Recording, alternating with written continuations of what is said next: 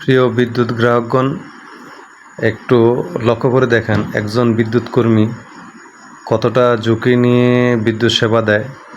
আপনারা দেখতে পাচ্ছেন যে খুঁটিটা দেখতেছেন, এই খুঁটির মাথায় আসলে বিদ্যুতের ইনসুলেটর ক্র্যাকড হয়েছে, অর্থাৎ ইনসুলেটর নষ্ট হওয়ার কারণে ওইটা পরিবর্তন করার জন্য একজন লাইন ক্রু খুঁটিতে উঠছে। এখন দেখেন এই লাইন ক্রু অলরেডি মাজায় বেল পরে খুঁটিতে দাঁড়িয়ে আছে, কিন্তু ঠিক খুঁটির টপে একটা সাপটা তার দিকে ফানা ধরে আছে।